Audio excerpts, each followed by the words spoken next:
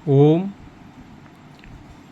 आज हम योग की सूत्र को जानने का प्रयास करेंगे, साथ ही साथ ये जानने का प्रयास करेंगे कि वर्तमान परिवेश में, वर्तमान भौगोलिक अवस्था में इसका क्या महत्व है और कैसे ये सूत्र हमारे जीवन में परिवर्तन ला सकता है, कैसे हम उच्च अवस्था को प्राप्त कर सकते हैं। तो यहाँ 3 सूत्रों को हमने लिया है जो कि पतंजलि योग सूत्र के साधन पाद से लिया गया है। इसमें सूत्र नंबर 46वां देखते हैं, स्थिर सुखम आसनम। पतंजलि ये बोलते हैं कि आसन की जो विशेषताएं होनी चाहिए, स्थिरता प्रदान करे, सुख प्रदान करे। तो बहुत गहरे विषय में इन्होंने चिंतन किया है और इस सूत्र को दिया है। अब यहाँ जानने का ये प्रयास है, शरीर हमारा स्थूल है, मन सूक्ष्म है और आत्मा अति सूक्ष्म है। तो सबसे पहले उन्होंने शरीर की स्थिरता के ऊपर जोर दिया है, यानी शरीर से मन को या मन से शरीर को दोनों का आपस में तालमेल हो और मन सुखी हो। और जैसे ये स्थिरता शरीर, मन और आत्मा एक रूपता स्थापित होगी तो ये स्थिति आपको प्राप्त हो जाएगी। स्थिरम सुखम आसनम। तो शरीर को स्थिरता, मन को सुख, और उस अवस्था में बैठने से आत्मा की एक रूपता होगी और आप आगे काफ़ी ऊंची अवस्था को जा सकते हैं, जिसको उन्होंने अगले सूत्र में बताया है, प्रयत्न शैथिल अनंत समाप्ति भ्याम। आपको प्रयास नहीं करने होंगे। जब ये उच्च अवस्थाएं आएंगी तो प्रयास नहीं करें। शैथिल, आप शांत हो जाएंगे। अनंत, जो उस ओर यात्रा करेंगे तो आपको काफ़ी मज़ेदार वो यात्रा होगी, तो आप जानेंगे कि उसमें है क्या। तो पहले प्रयत्न नहीं करना होगा, आपको अध्यवसाय नहीं करना होगा। दूसरा शैथिल, आपको विश्राम की अवस्था में रहना होगा। अनंत, अंतहीन, सीमाहीन जो अवस्थाएं हैं उसमें होगा। और जो आपने परिपूर्णता समाप्ति व्यायाम, परिपूर्णता की बात की हो, वो परिपूर्णता आपको मिलेगी।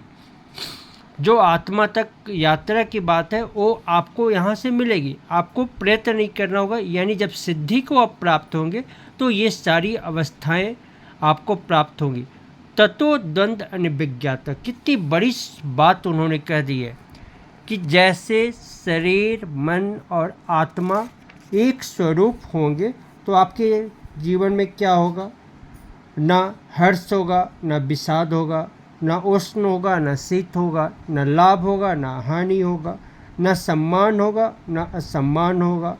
ये सारे जो युग में है, सारे द्वंद्व हैं, वो खत्म हो जाएंगे और आप अनुभव करेंगे कि ये बहुत ऊंची अवस्था में है।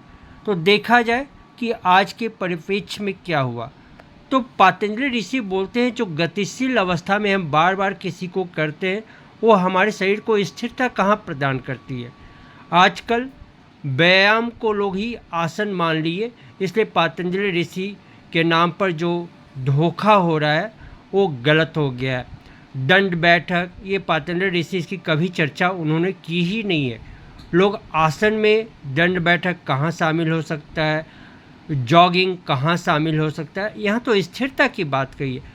आप जब भी आसन करें उसमें स्थिरता तब प्राप्त करें। सुख, और मन को क्या करना होगा, मन से विपरीत जाके नहीं करना होगा।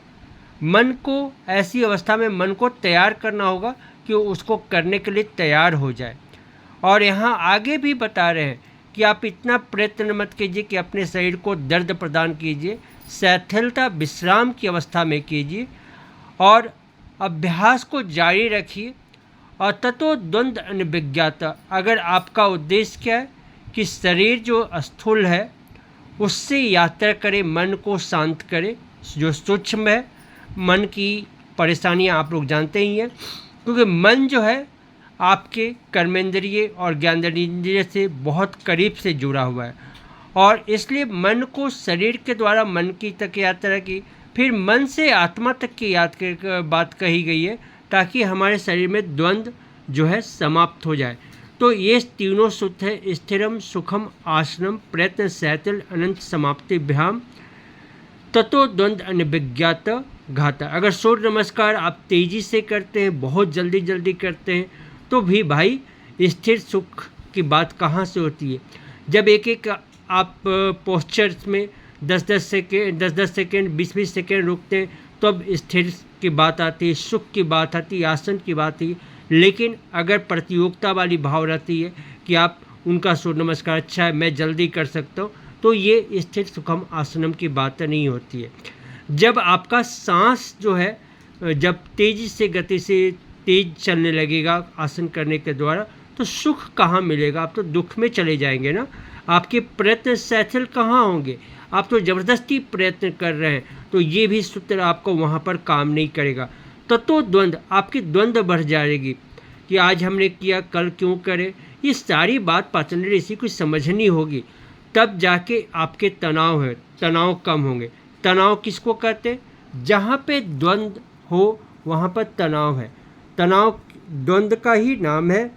तनाव क्या है? मन और शरीर के बीच जो द्वंद्व की भावनाएं है, उसमें दरार आ जाती है, मतलब गहरापन आ जाता है। परिणाम क्या होता है? आपका मन अशांत हो जाता है, भावनाएं अस्थिर हो जाती है, शरीर अस्वस्थ हो जाता है। तो आप जानेंगे कि अगर शरीर को स्वस्थ रखना है, भावनाओं को शांत रखना है, मन को जो है शांत रखना है, भावनाएं स्थिर रखनी है, तो आपको जो है योग का अभ्यास करना होगा और इन 3 सूत्रों को गहरे आत्मसात करने होंगे। आप देखिए, आसन की बात करते हैं तो आप जो है शशंकासन में 5 मिनट रुकिए, गुप्त पद्मासन में 5 मिनट रुक के तो देखिए। मार्जरी आसन करते हैं, एक एक अवस्था में आप 20 सेकेंड 40 सेकेंड 1 मिनट 2 मिनट रुकिए, देखिए आपके जीवन में क्या परिवर्तन होता है। इस परिवर्तन से आपके जीवन बदलेंगे और तीनों सूत्र की गहराई में आप जान पाएंगे। अगर ये वीडियो की जानकारी आपको अच्छी लगी तो लोगों तक आप फैलाएं, और हमारे चैनल में आप पहली बार आए हैं तो इस चैनल को सब्सक्राइब करें, क्योंकि ज्ञान का प्रसार सबको प्रसाद मिलना चाहिए। इसी भाव के साथ हम अपनी वाणी को समाप्त करते हैं। धन्यवाद। ओम शांति।